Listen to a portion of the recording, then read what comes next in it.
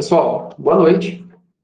Na nossa aula de hoje, da disciplina de Inteligência Artificial, a gente vai dar continuidade no nosso estudo sobre métodos de aprendizagem de máquina. Então, a gente já vem trabalhando algumas aulas com o conceito de aprendizagem de máquina ou machine learning. Então, a gente diferenciou os tipos de aprendizagem de máquina, supervisionada, não supervisionada, por reforço, as aplicações para cada uma dessas categorias. E agora a gente está fazendo uma exploração prática desses tipos de aprendizagem. Então, a gente está focado agora, no momento, trabalhando com aprendizagem de máquina supervisionada por classificação. E aí, na primeira aula, a gente fez um Hello World utilizando lá o Google Colab em Python. Na aula passada, a gente utilizou o ECA, que é uma ferramenta que permite a gente carregar os datasets de forma bem simples, explorar esses datasets, essas bases de dados, e aplicar diferentes algoritmos de aprendizagem de máquina. E aí ficou uma atividade para poder ser desenvolvida na última aula. Então, como material da nossa aula assíncrona aqui, né, ficou como pergunta, mas tinha que desenvolver ela de forma prática aqui, que era seguindo o exemplo da aula, carregar o dataset de diabetes, que até ele estava em anexo aqui, utilizar o algoritmo J48, que é o algoritmo de árvore de decisão, que a gente entendeu como ele funciona na última aula, e a partir da opção lá de usar toda a base de dados, lá responder a pergunta aqui. Então, aqui o pessoal, alguns já responderam, a gente vai dar uma passada aqui nessa atividade.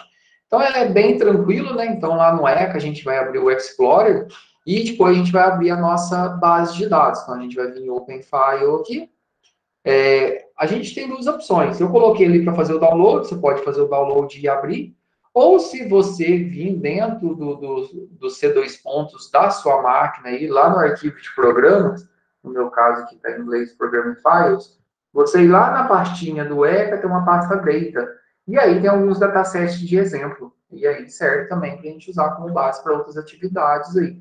E aí a gente tem o dataset aí de diabetes. Então, só lembrando, a gente deu uma passada, nele na aula passada, ele tem, são 9 atributos, onde o último é o classificador, né? Então, são 8 features, né? E o nosso label lá. Então, ele tem atributos da quantidade, porque aqui ele faz a predição se uma pessoa tem diabetes ou não, mas isso aí são em mulheres grávidas. Então, tem os atributos, a quantidade de vezes que a mulher já ficou grávida, esse PLAS aqui é o índice de glicose no sangue, a pressão cardíaca, o índice de gordura nas dobras da pele, o índice de insulina de sangue, massa corporal, uma predisposição a ter diabetes, aí um médico deu, de acordo com o histórico familiar, a idade e a classe. E aqui, no caso, a gente tem lá 500 registros aí que mostra que foi testado positivo e 268 foi testado negativo. E aí a gente pegou no nosso exemplo ali, a gente era para usar o algoritmo de árvore de decisão, então lá em trees, o J48, aqui o nosso classificador já é o mesmo, pediu para usar o ISO-Train 7 e dar o start. Então, é bem simples aqui. E a partir de rodar aqui, o objetivo do exercício era que a gente conseguisse realizar a interpretação, para que a gente pudesse responder, né? Então, eu vou colocar aqui no Notepad, que aí a gente consegue enxergar melhor.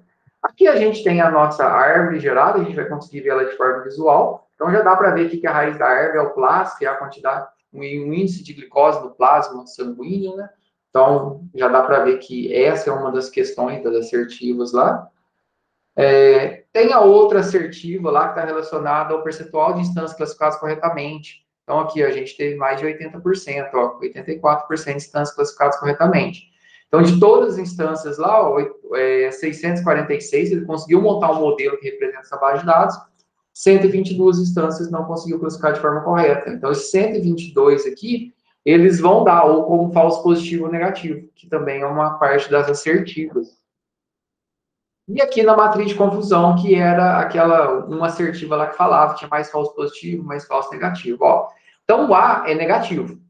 Então, 468, que é A, ele colocou como A. Então, ele é negativo e ele consegue classificar como negativo. Só que 32, que é A, ele classificou como B dentro do modelo. Isso quer dizer o quê? Que eu tive 32 falsos negativos, que na verdade é A e foi colocado como B. O B é positivo. 178, que é B, ele classificou como B. Mas 90, que é B, ele classificou como A. Então, eu tive 90 falsos positivos. Então, eu tive 90 falsos positivos e 32 falsos negativos. Então, quer dizer que o meu modelo é pior para poder classificar de forma correta quando ele é positivo, porque eu tive muito falso positivo. Então, uma pessoa que não tem, ele classificou. Então, uma das assertivas é essa, né? Eu tenho mais falsos positivos do que negativos. Então, é bem tranquilo, era mais uma questão de interpretação. Aqui tranquilo no exercício? Alguém quer comentar alguma coisa? Joia.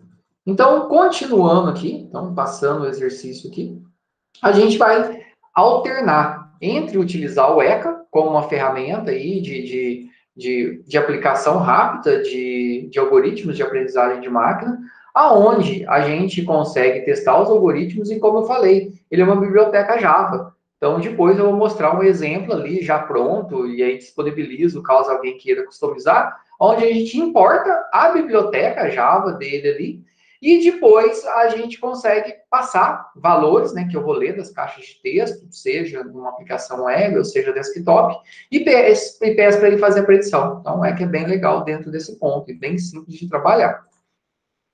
Dando segmento aqui do nosso conteúdo, como eu falei, a gente vai fazer essa alternância entre o ECA e trabalhar lá com código, lá no Python Colab.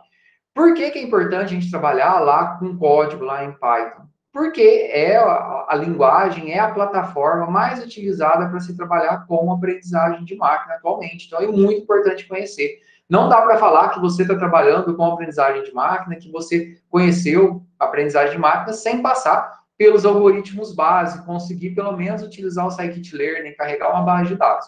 Então, agora então, a gente vai de maneira incremental dentro dos nossos problemas. Então, a gente vai fazer uma prática agora de árvore de decisão. Então, a gente continua com o mesmo algoritmo. Existem vários outros algoritmos.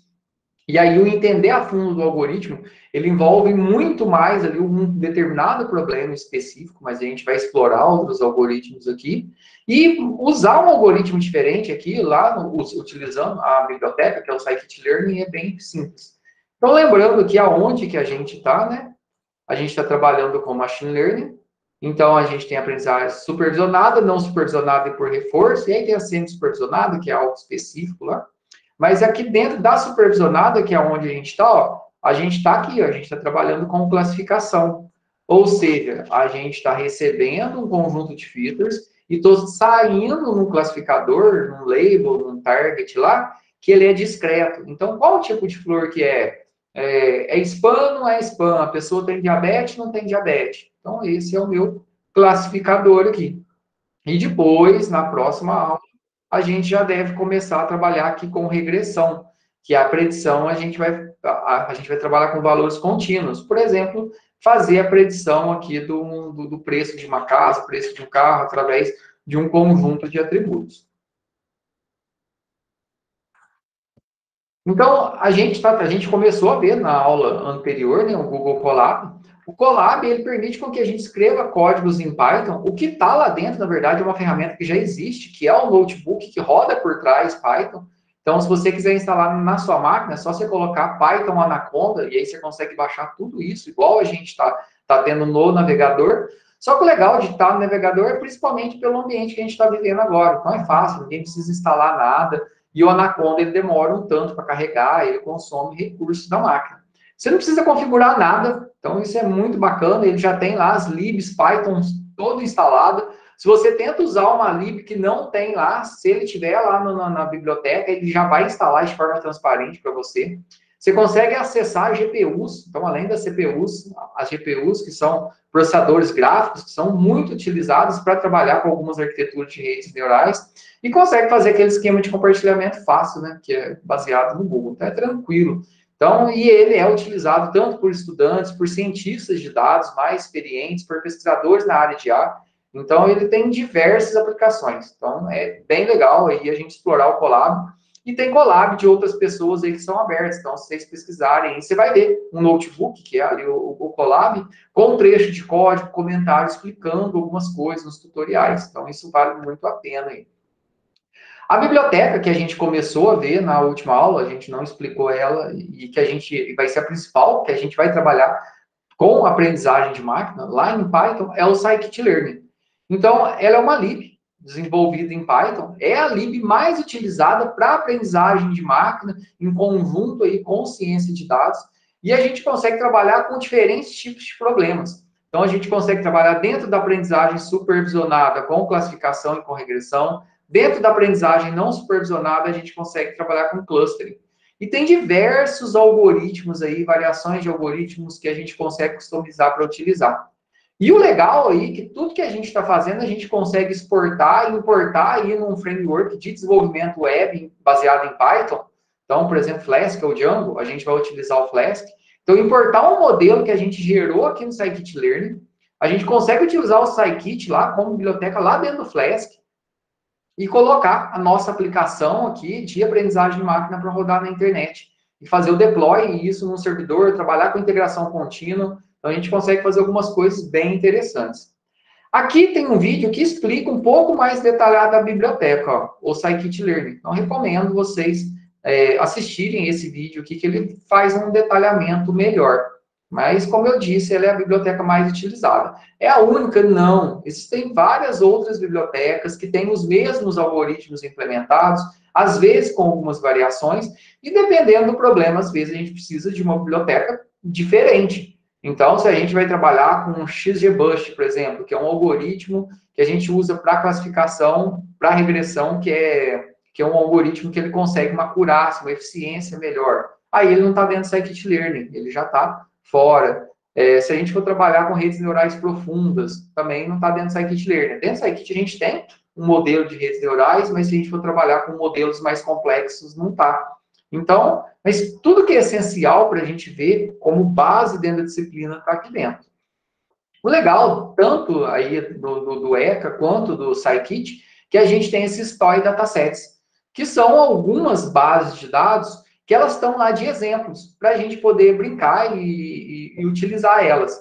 Essas bases de dados, todas elas aqui, são informações reais que são públicas. Então, a gente vai utilizar, a gente já está utilizando, né? Já viu a base de dados da IRIS na última aula, que é muito utilizado para problemas de classificação. O do diabetes aqui, ao invés dele ser por classificação, ele é por regressão, que ele vai retornar uma probabilidade ali contínua.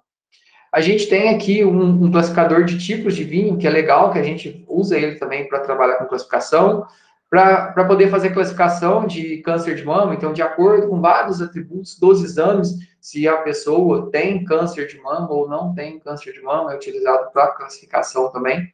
Então, é bem legal. Esse Boston aqui, a gente vai utilizar algo parecido com ele, que é um dataset de preço de casa, no caso aqui era em Boston. Então, tem um conjunto de atributos da casa e qual que é o valor da casa no final. E aqui está o link aqui dos toy datasets aqui. Então, tem muito conteúdo para a gente poder explorar. Algo que a gente não tratou ainda, que a gente vai fazer hoje, é o que a gente chama de split de dados na sequência. Então, é comum e é necessário a gente separar dentro da nossa base de dados ou dentro do nosso dataset uma parte para treinamento e uma parte para teste. Esses dados que são para treinamento, eles vão criar um modelo. E o de teste é uma parte que a gente vai separar para ver se o meu modelo está entendendo o que eu quero representar com os meus dados. Então, lógico, pode existir uma diferença de performance entre se eu falar o quanto o meu algoritmo aprendeu, passando toda a base de dados, e depois o meu teste, qual foi o resultado. Só que essa diferença ela vai ajudar a gente a verificar se o meu algoritmo, se ele está com uma underfitting, uma aprendizagem baixa, ou seja, se lá na hora que eu fiz o meu treinamento, ele deu uma acurácia de 80%, na hora que eu testo, ele dá uma acurácia de 50%. Então, quer dizer que a variabilidade da minha massa de dados não está representando o que eu preciso. E o overfitting aqui é super aprendizado. Embora possa parecer que isso seja recomendado, não é. Isso faz com que o teu modelo ele decore a massa de dados. Então, pode ser que lá no teu modelo, lá você testa no treino, ele deu 100%. Falei, nossa, ele conseguiu entender tudo. Aí, na hora que você coloca dados diferentes ali, para poder testar, ele tem uma acurácia bem menor, aí 60%, 70%. Então, quer dizer que essa super aprendizagem ele não consegue dar uma variabilidade adequada. E isso a gente vai conseguir enxergar separando. Dentro de toda a nossa base de dados, então aqui a gente tem a nossa base de dados original, né? Tudo aqui. E a gente vai fazer um split. Esse split, como que ele funciona? A gente vai separar uma parte para treinamento, que geralmente aí é em torno de 70%. Isso varia entre 70% e 80% a recomendação para treinamento. E entre 20% a 30% para a gente poder testar. Então, isso, o que vai acontecer? Esses dados de teste aqui, ó, a gente tem nossos dados originais, aí a gente vai fazer um random em tudo. Ah, então eu não vou pegar os primeiros 10 registros, os últimos 10 registros, não vou pegar os registros no meio, vou fazer um random e vou separar de 20% a 30% aqui. Isso aqui vai ficar isolado, ó. Então eu vou falar, eu vou treinar só com isso aqui. E aí eu vou ter lá os meus features de treino e o meu classificador de treino. E aí, beleza. E aí ele vai ajustar, né? Ele vai entender quais atributos são mais importantes para chegar no classificador. Isso aqui com essa massa, entre 70% e 80%. E aí, depois, para me testar, o que eu vou fazer? Eu vou pegar só as features de teste e vou falar para o meu algoritmo predizer. Aí ele vai predizer. E aí eu vou pegar qual que é o meu classificador aqui dessa massa de teste e vou comparar com a predição. E aí o quanto o real do teste aqui, que é o meu classificador, por exemplo, aqui, se a pessoa tem diabetes ou não. Então eu tenho aqui qual que é o meu target real. E eu pedi para ele classificar todos os meus atributos de teste aqui. E aí eu vou comparar esse resultado que eu tive de predição com o que é real. E aí esse percentual aí vai ser a acurácia do nosso algoritmo, que a gente vai verificar isso daqui a pouco. Então a gente vai conseguir entender isso de forma prática. Então, resumindo aqui, ó, a gente vai ter o nosso dataset original, a gente vai separar uma parte para poder treinar e uma parte para poder testar. Então, lembra aqui que dentro do nosso dataset, o que a gente tem? Ó? A gente tem os nossos atributos, que são os nossos X, né? Então, X1, X2, X3, e eu quero chegar no meu classificador, que é o meu Y aqui. Então, qual que é o resultado de alguns exames, qual que é a idade da pessoa, qual que é a quantidade de vezes, no caso lá que ficou gráfico, daquele dataset, e depois, tem diabetes ou não tem diabetes. Essa massa de dados aqui a gente vai separar, uma parte para poder treinar, uma parte para poder testar. E aí, depois, o que treinou aqui, a gente vai ter uma acurácia e a gente vai verificar, ó, aqui, ó, eu vou pegar todos os meus X aqui, ó, e vou falar para ele predizer. Então, vou falar para o meu algoritmo aqui, ó, ele dá um predict. E esse aqui, ó, eu vou ter o meu real, que ele está guardado aqui. Aí, o que eu vou fazer? Eu vou comparar o quanto dessa massa de dados aqui, ó, que eu fiz a predição, é igual com o real. Então, esse percentual de igualdade aqui entre o que eu fiz a predição no teste, porque o teste, ele não passou pelo treinamento, meu algoritmo não conhece. Então, isso aqui, ó, são dados novos para o meu algoritmo, que eu separei ele. E aí eu falo, ó, prediz isso aqui. Aí ele fez a predição. E aí eu vou comparar aqui com o meu real. O quanto ele for percentual parecido aqui, né, próximo, vai ser o que a gente chama de acurácia do nosso algoritmo. Deu para entender essa diferença aí? Quando a gente vai fazer o nosso split de dados? E aí tem algumas formas de fazer isso. Então, o mais comum, que é o que a gente vai fazer, é isso aqui, ó. A gente vai mandar fazer o split e a gente vai gerar dados aleatórios dentro da nossa base de dados, vai separar uma parte para treinar, uma parte para testar. Existe também um conceito de cross-validation, que ele vai pegando em partes e vai fazendo vários testes de forma automatizada. Então, primeiro ele vai pegar a parte 90% aqui para poder treinar e 10% para testar. E essa área de teste aqui, ó, cada vez que eu executar, ele vai mudar. E ele vai conseguir testar e treinar com todas as áreas. E aqui já é um teste mais stringente que a gente fala. Ou seja, eu quero verificar de uma forma mais avançada se o meu algoritmo, se o meu modelo consegue realmente representar essa massa de dados nossa. Então, voltando lá na nossa base de dados Iris, a gente vai resolver o problema dela, a gente vai carregar ela lá no Python Colab e a gente vai fazer a classificação utilizando uma árvore de decisão, a gente vai conseguir enxergar a nossa árvore e a gente vai conseguir entrar com dados para poder ver a saída da classificação. Então, isso aqui é bem legal. Então, voltando, então, a gente tem aqueles atributos que a gente já viu, né? Que o comprimento e a largura da sépala, o comprimento e a largura da pétala, e qual que é o nosso classificador. Então, aqui em questão de atributos, né, a gente tem 4 atributos e a gente tem o nosso classificador. A diferença agora é que a gente vai trabalhar com esse conceito que a gente falou de split de dados. Joia? Então, vamos lá no Scikit-Learn lá, né, trabalhar dentro do Colab.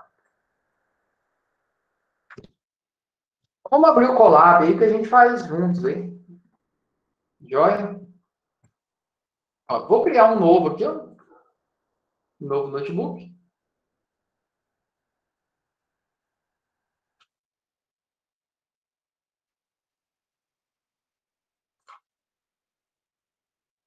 Beleza, vou dar um nome aí, igual a gente já está acostumado, né? Então, vou colocar Iris LC 2021. Vocês podem colocar qualquer tipo de nome. É legal para a gente compartilhar, depois tiver alguma atividade também aqui, né? Só a gente compartilhar. Lembrar quando for compartilhar, colocar permissão para que eu consiga acessar.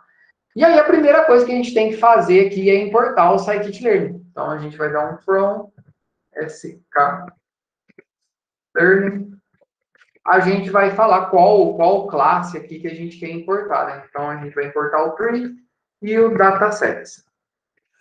O tree é onde está a árvore de decisão, e o datasets é onde que está o nosso exemplo. Se você quiser ver se deu certo, se digitou alguma coisa errada, é só dar um Ctrl Enter. E o legal aqui é que a gente não precisou instalar o Scikit-Learn. Então, aí, na sua casa, se você estivesse usando, por exemplo, o Spider para poder trabalhar com Python, ou se você tivesse instalado o Python aí do zero, você teria que instalar o Scikit-Learn. Então, você tem que utilizar o gerenciador de pacotes, como o pip, que é o gerenciador do Python, e dar um pip install Scikit-Learn. É tranquilo, mas você teria que fazer isso.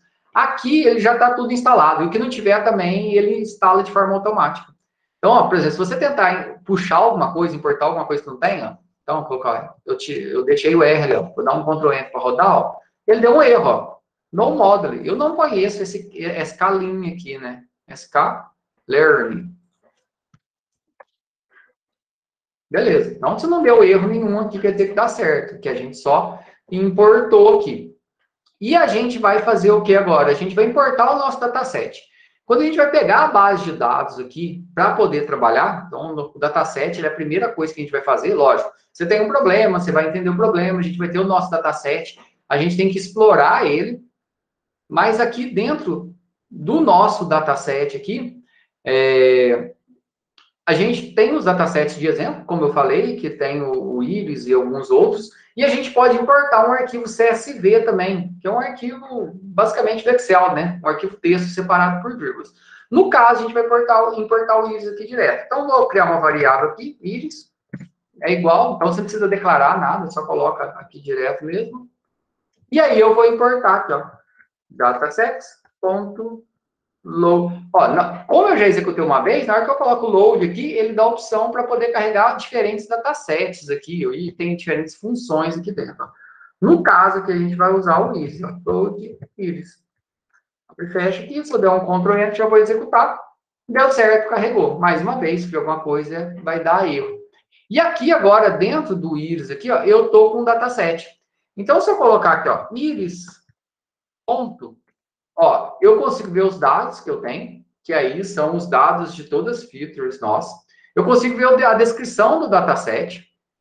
Eu consigo ver os nomes dos atributos das features. Eu consigo ver o nome do arquivo aqui. Eu consigo ver qual que é os nomes dos meus targets, que no caso são os nomes das flores, né? E eu consigo ver toda a base de dados de target, que é o meu classificador. Então, aqui a descrição que é legal, a gente vê, ó, ponto desk aqui, ó. Aqui ele mostra aqui em texto, que deixa eu diminuir um pouco aqui, que eu acho que fica melhor para visualizar. Aquele texto que a gente viu lá no começo do arquivo RFF, é a descrição que está aqui, falando qual que é a base de dados, quem que é o autor, qual que é a quantidade de instâncias de cada um. Isso aqui a gente consegue copiar e colocar no editor de texto se quiser, mas não é o que a gente precisa fazer agora. O que é legal a gente ver aqui é, a gente consegue visualizar aqui, por exemplo, o target names, ó. Target names. Então, target names aqui é um vetor, né, que eu tenho setosa, versicolor e virgínica. Então, isso aqui, ó, é só a apresentação dos nomes. Mas o meu target aqui, ó, são 150 registros que eu tenho, ó. Então, olha lá, ó, 0, 1 e 2. O que é o 0, 1 e 2? Então, se eu colocar iris.targetNames. Deixa eu colocar print aqui, senão não vai sobrepor o outro, ó.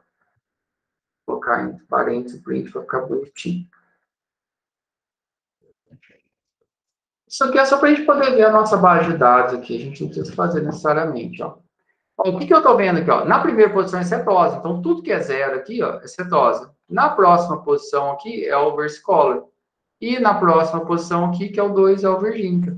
Lembra? Ah, mas por que não está com o nome aqui? Porque no scikit-learn, aqui em Python, a gente não consegue trabalhar com valores textuais. Então, tudo aqui tem que ser um número. Pode ser um inteiro ou pode ser um valor contínuo. Então, por isso que aqui, ó, na saída, isso aqui é a nossa saída, né? Tá dessa maneira. E se a gente pedir para poder ver aqui, por exemplo, ó, iris.data, que é isso são os dados. E aqui, deixa eu colocar aqui, iris. Os features names nossos, só para poder ver. Aqui, ó, os dados aqui, ó, deixa eu só inverter aqui para ver os features names em cima, que aí fica mais fácil a gente enxergar. Ó, agora vai dar para a gente ver aqui, ó. Ó, o nome dos atributos são aqueles lá, ó. O comprimento da sépala e a largura da sépala, o comprimento da pétala e a largura da pétala, que é respectivamente que a gente tem aqui, ó. Primeiro valor, segundo valor, terceiro valor, quarto valor. Então, quando a gente fala em dados aqui, são todos os nossos dados que a gente tem, e o target é o nosso classificador. Então, a base de dados ela está estruturada dessa maneira aqui, dentro de todos os datasets que a gente tem, para poder trabalhar dentro aqui do scikit-learn, os que já vêm dentro dele. Os outros aí a gente pode importar. Joia? Então, isso aqui que eu coloquei, eu até vou comentar agora, é só para a gente poder ver de exemplo. Ó. Eu vou deixar aqui as features name aqui e o print do iris.targetNames. Então, a gente tem aqui quais são as features e qual que é o classificador. Isso aqui é só para a gente poder ver o textual. Os dados tá dentro do data e dentro do target. Vou dar um shift enter para gerar uma nova linha aqui. E aí, quando a gente vai trabalhar aqui com o dataset, para que a gente não fique mexendo com esses nomes grandes e acaba sendo um padrão, o X são os dados que a gente tem e o Y é o meu classificador. Então, os meus dados vão vir da onde? Que é o meu X. Vai ser do iris.data. E aí, se eu quisesse, por exemplo, eu tenho 4 atributos, né? Se eu quisesse, eu poderia dar um drop, apagar uma dessas colunas. Ah, tem uma coluna ali que não me serve de nada, não me diz nada. Eu poderia apagar para poder falar que isso que são os meus dados. E o meu Y, ele vai ser o meu classificador. Então, iris.target. Na verdade, isso aqui a gente só pegou um valor e jogou para a variável. Se eu der um print x na posição 0 e um print y na posição 0, só para vocês verem aqui, ó. O que vai acontecer? Então, quer dizer que esse registro aqui, ó, é o meu classificador 0. No caso, ele é cetosa. Então, é respectivo. Se eu pegar o meu x aqui, que é o meu registro ó, na posição 20, e aqui na posição 20, ó, esse registro também é 0. Se eu colocar aqui na posição 60. Isso aqui, esse registro, ó, o sépala aqui e a pétala, 5, 2, 3.5 e 1, o classificador dele é versicolor. Estão vendo? E aí, o que a gente vai fazer? No total aqui, ó, a gente tem 150 registros. Se eu pedir para ver aqui, por exemplo, ó, eu vou dar um print no len é o comprimento. Deixa eu tirar esse aqui de baixo. Aqui, deixa eu comentar. Ó, o len eu consigo ver, ó, eu tenho 150 registros. E o que a gente vai fazer? A gente vai separar uma parte para poder treinar e uma parte para poder testar. Como a gente tem poucos registros, a gente vai fazer 80-20. Quando a gente tem muito registro, a gente faz 70-30. Acaba sendo um padrão nos modelos, então não sai muito disso. Então, de tudo isso aqui, a gente vai separar. Ó. Deixa eu abrir aqui no Paint, aqui, que eu acho que ajuda a gente a entender melhor o que a gente vai trabalhar aqui, ó. Ó, a gente tem toda a base de dados nossa aqui, ó. Isso aqui está toda a base de dados. Essa base de dados nossa, ela está separada aqui, ó. Deixa eu pegar. Aqui está o nosso X e aqui está o nosso Y. Então, o nosso X aqui, ó, são as features, os dados que a gente tem. O Y aqui é o nosso target, ou o nosso label, é o nosso classificador, é onde a gente quer chegar. Então, a partir desses atributos, eu quero chegar nesse classificador. O que a gente vai fazer? A gente vai separar uma parte disso aqui. Lógico, não é a última parte, é aleatório. Então, mas a gente vai separar uma parte disso aqui, ó. Por exemplo, aqui, ó. 20% disso aqui, a gente vai separar e não vai mostrar para o nosso classificador. Então, lá no nosso classificador, a gente vai separar uma parte aqui, ó, que vai ser para treino, e uma parte aqui que vai ser para teste. Então, eu vou ter o quê? Eu vou ter o meu X de treino e o meu Y de treino. E eu vou ter o meu X de teste. Deixa eu pegar aqui. Ó, vou ter o meu X de teste e vou ter... Opa! Vou ter o meu X de teste. E vou ter o meu Y aqui de teste também. E o que a gente vai fazer no final? Ó, eu vou treinar, eu vou passar esses dados aqui, esses 80%, para treinar, para ele poder ajustar para esse classificador. E aí, depois, o que a gente vai fazer? A gente vai pegar só essa parte de teste aqui, ó. A gente vai pegar essa parte de teste e vai predizer ela. Então, o que a gente vai fazer com isso aqui, ó? A gente vai pedir para o algoritmo predizer. Predict. E uma vez que ele predizer, o que eu vou fazer? Eu vou comparar com o meu real. O meu real é aqui, ó. É o meu Y de teste. E aí eu vou comparar esses dois aqui. Eu vou ver o quanto eu fiz a predição aqui dessa massa de dados é igual ao meu real. O percentual de quanto isso foi igual aqui, ó, vai ser o quanto o meu algoritmo deu certo. Então, a gente vai separar a nossa base de dados aqui e uma parte para treinar, uma parte para testar. Essa parte para testar, o meu algoritmo nunca viu. Depois eu vou falar, ó, esse registro aqui que você nunca viu, prediz ele para mim. E aí depois eu comparo com o real. Pode falar, Expedito. Nesse caso, tá me ouvindo bem, né? Nesse caso aí dele comparar para poder ver o percentual, existe algum percentual que ele reprovaria e qual percentual que ele aprovaria? No caso, a gente que vai analisar. Mas qualquer algoritmo de aprendizagem de máquina, a gente coloca que ele está adequado, que a massa de dados que a gente precisa mexer, ele tem que ter pelo menos 70% de acurácia. Então, ele precisa acertar pelo menos 70%. Está o mais próximo. Abaixo disso, você tem que organizar o seu modelo. Lógico, quanto mais, melhor. A gente não quer atingir o 100%, porque ali está muito relacionado a decorar. Mas quanto mais próximo ali do 100%, melhor. Mas ele tem que ter pelo menos 70%. Menos disso, aí você já tem que falar assim, ó, essa base de dados não está legal. Pode ser que está faltando atributo, está faltando registro. Dentro da massa de dados que você está recebendo, você pode receber, por exemplo, um tanto de campo que está com valor zerado.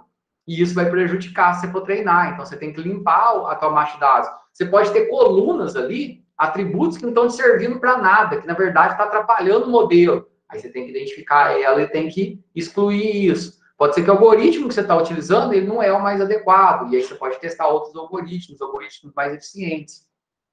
Joia?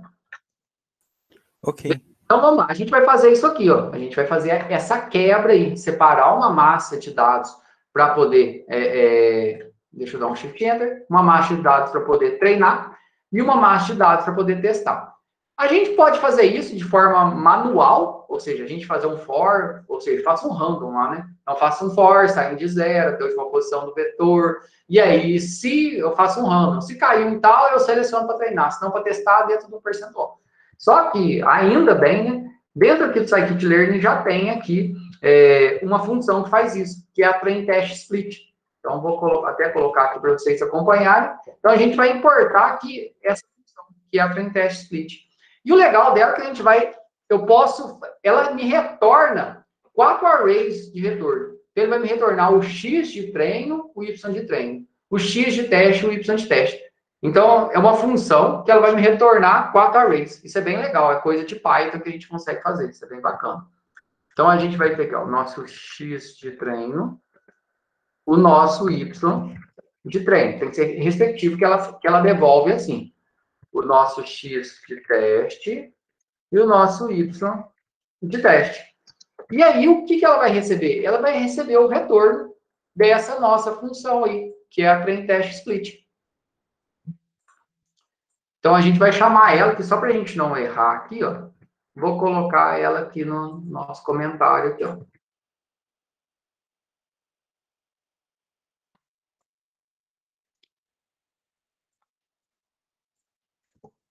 O que a Trend Test Split que ela vai fazer? Eu vou passar aqui qual que é a minha massa de dados, meus atributos, né? Que no caso é o meu X, igual a gente tem aqui.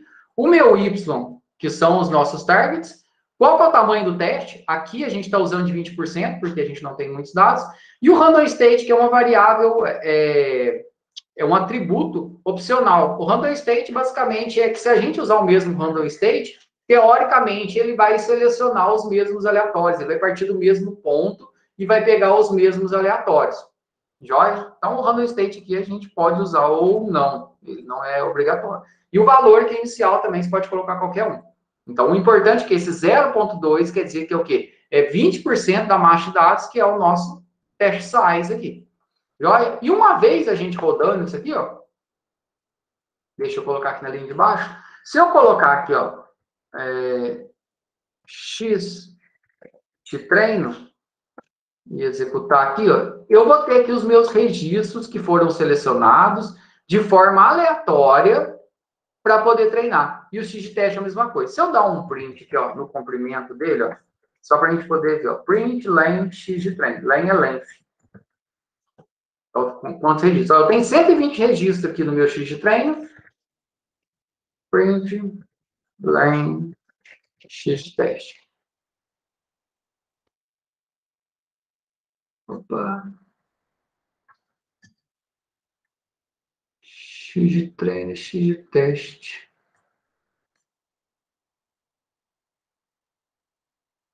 Vai. Repetindo aqui.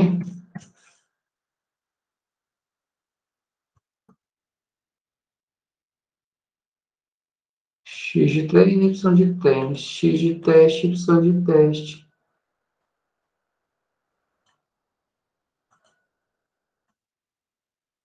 Isso aqui tá pegando. Deixa eu dar um print aqui no X de teste, só para a gente poder ver os registros aqui, se ele está com a mesma quantidade. Eita. Ah, não, eu fiz errado. X de treino. Aqui a ordem, aqui eu fiz errado, então. X de treino. Ah, tá. Aqui, ó, pessoal. Eu fiz errado na hora de fazer aqui. É respectivo, é X de treino. É por isso que tá dando igual. Ó. É X de treino e X de teste. Y de treino. Ainda bem que a gente olhou aqui. E Y de teste. Agora vai dar. Ah, beleza. E agora, se eu ver aqui o comprimento, ele tem que estar com 20%. É isso, que é 30. Então, se eu puder... Deixa eu colocar a linha aqui inteira, que aí fica mais fácil. Então, eu tinha errado só no respectivamente. Lembra que eu falei que o Trend Test Split, ele retorna num determinado padrão. E aí eu inverti aqui. É o X de treino e X de teste. Y de treino e Y de teste.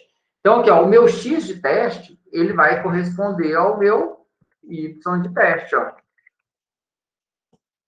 Então, eu tenho 30 registros aqui, que são os meus dados, e 30 classificadores. Se eu pedir para poder ver aqui, ó, o meu X de teste na posição 10 e o meu Y de teste na posição 10, isso quer dizer o quê? Que esse registro, que são os nossos atributos, ele corresponde a esse classificador aqui. E aí, se a gente quiser ver tudo, né, dá para a gente ver, enxergar tudo aqui, que são poucos registros, são só 30. Ó. Essa aqui é a massa de teste. Então, o que a gente vai fazer? Ó? Isso aqui, ó, eu não vou mostrar para o algoritmo, ó, esses 30 registros. E eu sei que esses 30 registros correspondem a esses 30 classificadores. Então, eu vou falar para o algoritmo, ó, faz a predição desses 30 para mim, e aí ele vai fazer. E aí a predição que ele fez, eu vou olhar com esse aqui, ó, que é o meu y-teste ao real. Por primeiro aqui eu falei para ele predizer. Aí ele foi lá e fez a predição de 1. Aqui é 1? Acertou. Aí depois eu vou para o segundo registro. Eu quero que você faça a predição para mim. Fez a predição de 0. Aí vai aqui, é 2. Aí ele errou. E é assim que a gente vai verificar se ele está aprendendo ou não. Então, essa massa de teste, ela vai ficar guardadinha. O que a gente vai usar vai ser só a parte de treino. Certo? Vamos dar um Shift Enter só para ir para a próxima parte. E agora a gente vai realmente aqui, a gente vai fazer o nosso treinamento. Então, treinar, a gente vai criar uma variável aí, CLF, que é de classificador, pode ser qualquer nome aí. E a gente vai importar, sempre, isso é uma receita de bolo. Eu tenho o dataset, defino o dataset, entendo a massa de dados dele, separo ali o que vai ser os nossos dados, o que vai ser o classificador, separo uma massa para treinar, uma massa para testar, e escolho um algoritmo. Aqui chegou quando a gente escolheu o algoritmo de classificação. A forma de fazer isso aqui é a mesma coisa, independente do algoritmo. No caso aqui, logicamente, eu vou utilizar o diário de decisão, mas se fosse outra, era só mudar o nome aqui. Então, aqui a gente vai usar o Decision Tree Classifier, que é o nosso classificador. E agora a gente vai executar. CLF é igual a CLF.fit. O fit é fazer esse ajuste entre os nossos atributos e o nosso classificador. Então, aí agora, o que eu vou ajustar? Eu vou ajustar o meu X de treino no meu Y de treino. Então, o meu X de treino no meu Y de treino. Opa, teste não, senão vai ficar incoerente. É isso aqui, ó.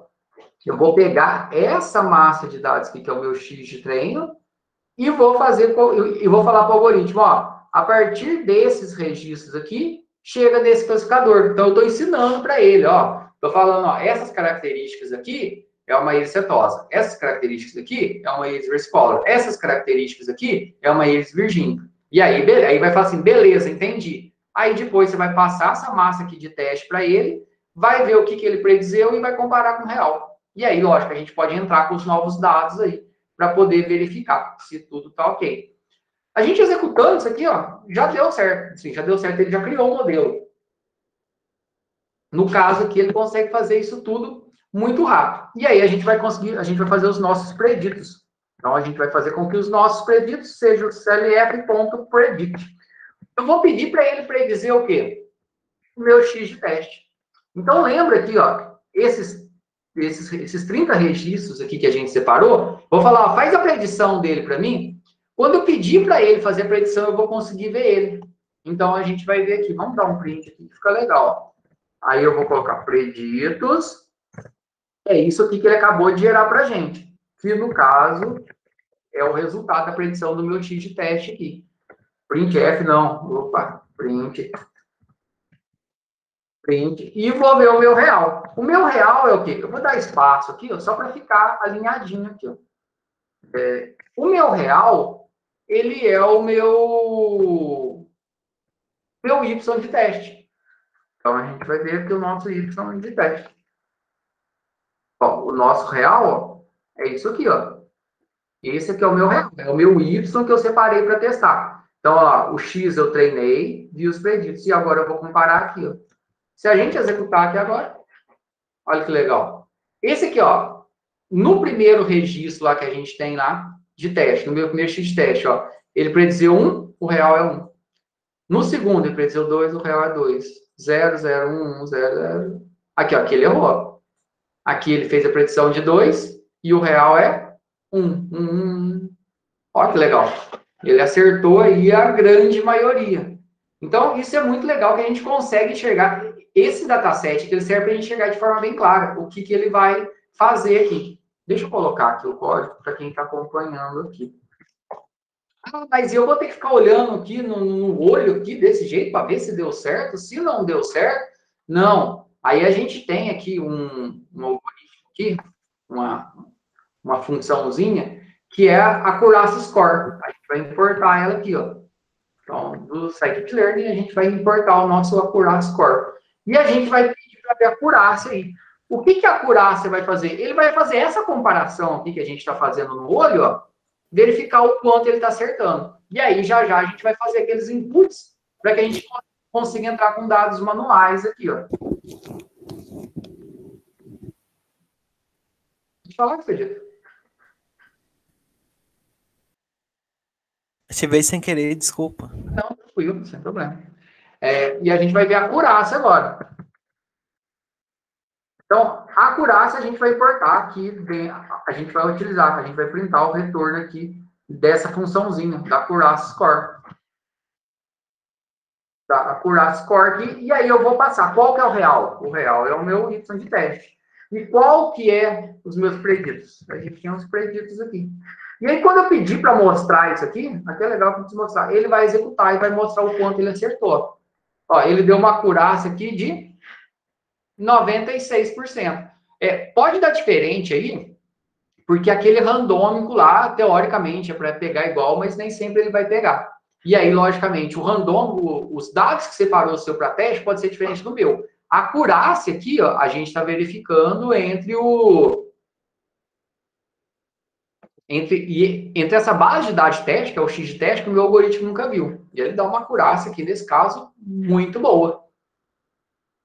Conseguiram enxergar aí? Ô, professor. Oi? Essa parte que deixa para teste, praticamente é como se fosse um aluno que tivesse aprendido. Você desse um teste para ele, para ver o tanto que ele aprendeu, não é? Isso, é justamente a mesma coisa assim, eu te dou um tanto de exercício e aí vou te mostrando as respostas. Ó, esse aqui é assim, esse aqui é assim, esse aqui é assim. Aí eu entendi. E aí depois eu te mostro algo que você nunca viu. E aí fala para você me dar a resposta. E aí depois eu vou verificar se você acertou ou não. Exatamente isso. Conseguiram executar aqui? Visualizar a acurácia? E o legal aqui também é que a gente consegue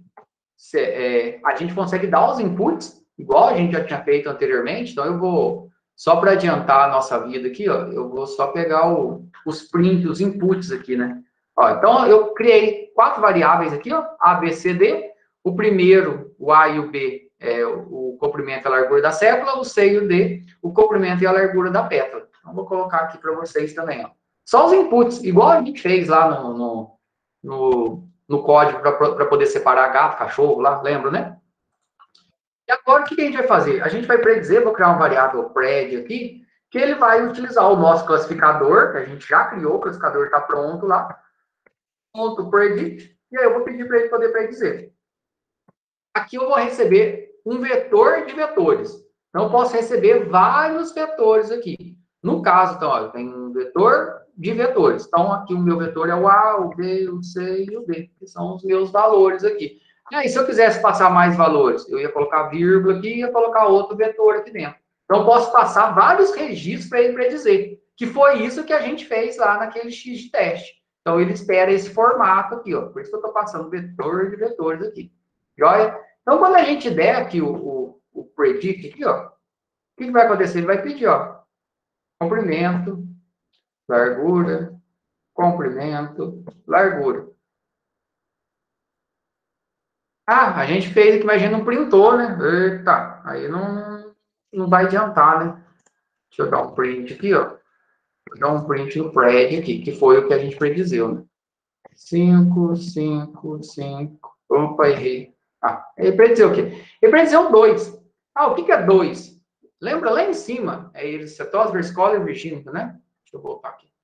Cetose, versicola e virgínica. Então, 2 aqui, ele fez a predição como virgínica. Como eu já tenho aquele vetor, ao invés de eu deixar ele predizer 2 aqui, o que a gente pode fazer? A gente já tem lá os target names, né? 2 é um valor. Então, eu posso mandar ele printar o que está lá naquele vetor. Então, iris.target names na posição desse pred. Como esse aqui, ele retorna um vetor, tá vendo? 2 na posição, eu vou pegar a primeira posição dele. E aí, o que eu vou pegar aqui? Por exemplo, o pred é 2. Então, ele vai lá no target names, vai colocar quem está na posição 2. Por exemplo, quem está na posição 2 aqui, ó? É o virgínica. Então, ao invés... Aí, a gente vai acessar a posição do vetor. Por exemplo, se retornar 0, eu vou mostrar quem está na posição 0 do target names. Ele vai mostrar cetose. Se ele retornar 1, eu vou mostrar quem está 1 aqui. Entendeu? Que a gente está usando. Então, esse vetorzinho aqui, ele é interessante para a gente mostrar os retornos. Está aqui, está rodando. Vou colocar 5, 5, 2, 2. Olha lá. Virgínica. Então, ele fez a predição aqui, que é íris virgínica, que é o último aqui, né? Se a gente rodar aqui de novo. 5, 2, 2, 1. Agora eu mudei os valores. Se vocês quiserem pegar os valores aí diferentes, para poder testar, baseado no que tem de exemplo, a gente pode pegar um valor aqui, se quiser, ó, antes de executar, ó, a gente pode pegar um valor daquela massa de teste lá. Então, a gente pode dar um print. Vamos arrumar um lugar para dar um print aqui na massa de teste, para a gente pegar uns valores próximos e ver se ele está acertando. Vou pegar aqui, ó. Print no meu X na posição 55. Então, aqui 55, ó, 5.7, 2.8, 4,5, 1.3.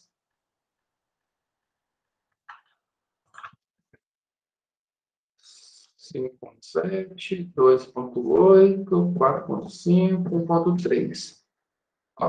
Versicolor. E aí a gente tem que ver aqui 4.5, 4.3. A gente tem que ver que se isso aqui realmente, que isso aqui faz parte do... isso aqui faz parte do real. Mas, como ele está treinado, né? Vamos ver se ele acertou. Aqui é Versicolor. Vamos ver o nosso Y ali, ó. Nessa posição. Se ele está o Versicolor, né?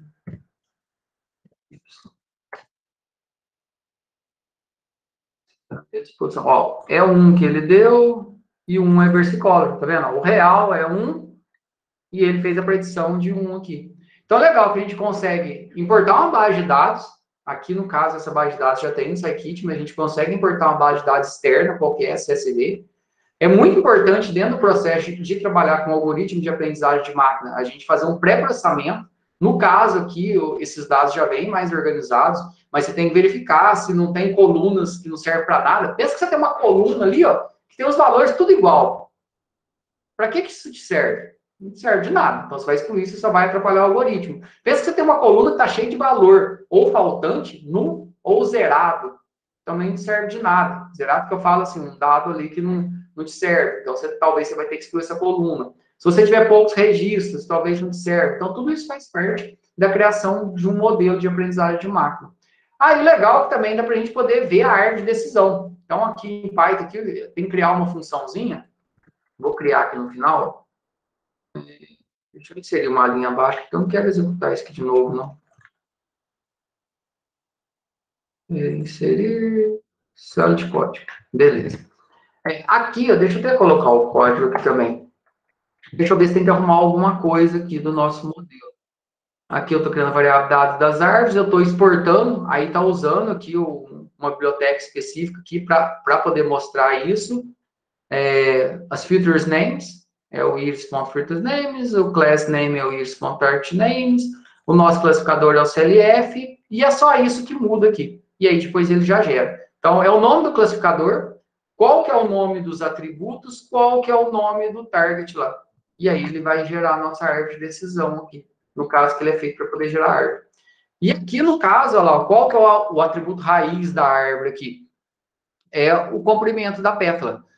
O algoritmo de árvore de decisão que roda aqui dentro do Scikit, ele é diferente do algoritmo de árvore de decisão que está rodando lá dentro do ECA. Então, não é a mesma implementação. Não sei detalhes de implementação, mas esse aqui do Scikit-Learning, ele tem mais opções de customização e ele está mais atualizado, tendo em vista que do ECA ele utilizou um padrão anterior. Então, logicamente, não vai dar a mesma saída. Então, aqui ele está pegando aqui o atributo, aqui, o comprimento da pétala, se for menor que 0,8, ele já classifica a galera tudo aqui como setosa. Se eu não estou enganado, ele fez isso também lá, né? E aqui tem toda a árvore nossa gerada. Tá vendo que a árvore aqui ela ficou maior um pouco na hora de trabalhar. E aqui, como eu falei, a gente consegue definir diversos parâmetros. Então, aqui a gente não alterou nada. Conseguiram visualizar?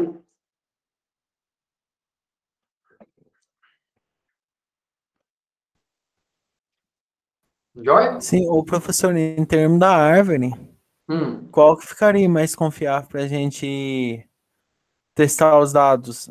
essa árvore que apresentou aqui ou que apresenta lá no ECA? Aqui dentro do Scikit-Learn, ele tem uma implementação mais atualizada. Então, aqui, se você for colocar algo em produção, aqui é mais confiável.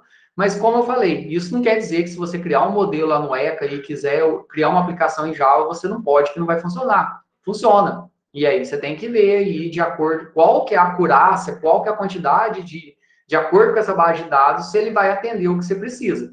Mas aqui, ele é mais atualizado. Ele é bem mais recente e ele está sempre sendo atualizado. Até o padrão aqui que ele utiliza de ganho de informação, que ele é mais atual. Outra coisa que é interessante também, eu coloquei aqui, ó, no final da nossa aula, que é preciso explorar outros datasets. Então, tem diversos datasets para poder trabalhar, tem os do ECA que a gente viu, e aqui dentro tem uma plataforma, que é a principal plataforma para você trabalhar com aprendizagem de máquina e com machine learning, que é o Kaggle. Então, quem não conhece, recomendo fortemente que entre e explore. Dentro do Kaggle, tem algumas competições, então tem os datasets aqui que você pode pegar, dados bem atuais aqui sobre Ethereum, sobre valor, sobre doenças cardíacas. Então, tem muita coisa aqui.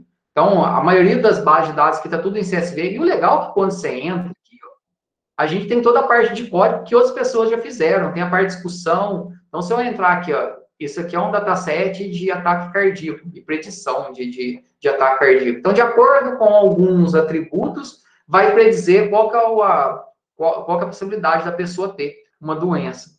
E aqui na parte de código, ó, legal que cada pessoa aqui faz um trabalho diferente. Tem gente que faz análise estatística, tem gente que vai fazer só a parte de ciência de dados, tem gente que trabalha com machine learning, então tem muita coisa legal aqui. Então, recomendo fortemente explorar.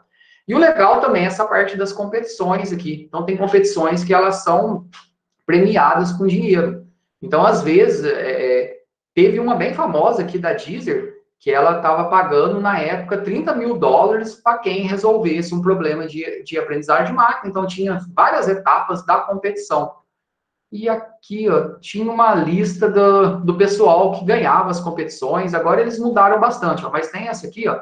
Essa aqui, ó, ela tá, esqueci, $100 mil, ó. É uma para detecção de Covid, ó.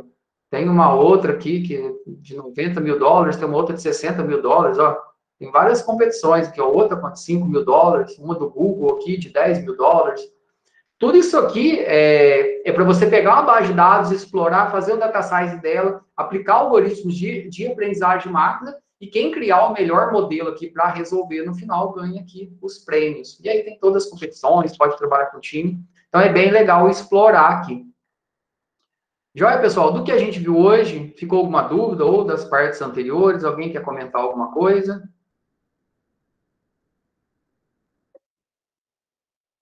Tranquilo? Então, é bem legal. Tentem pegar esses datasets para poder explorar. Então, a gente termina essa primeira etapa agora de aprendizagem de máquina por classificação. A gente viu como utilizar duas ferramentas diferentes. A gente vai continuar a trabalhar com a aprendizagem de máquina por regressão. A gente vai ver no ECA, vai ver aqui também. E depois a gente vai ver como fazer o deploy disso, que é aquilo que eu mostrei, né? Pegar esse modelo, exportar ele e colocar isso em produção dentro de um sistema web. Que aí a gente fica com um fluxo bem completo aí. Isso é bem bacana. Joia? Pessoal, no mais, então, bom final de semana para todo mundo aí, se encerrando amanhã. Como atividade assíncrona, a gente vai ter só uma pergunta aí que vai ser bem mais tranquilo aí, então não vai precisar desenvolver nada prático, mas em relação aí o que a gente viu aí dessa parte de split de dados. E aí depois eu vou postar e todo mundo tem que desenvolver ela. E recomendo, como eu falei, fortemente explorar outros datasets e lá nos outros datasets que a gente tem aqui dentro do Scikit-Learn, pegar, explorar. A receita de bolo é exatamente o que a gente viu aqui. Então, fica aí como uma atividade não avaliativa aí, fazer esse trabalho. Joia? Qualquer coisa, só chamar, pessoal. Todo mundo se cuide aí. Até mais. Abraço, galera. Falou.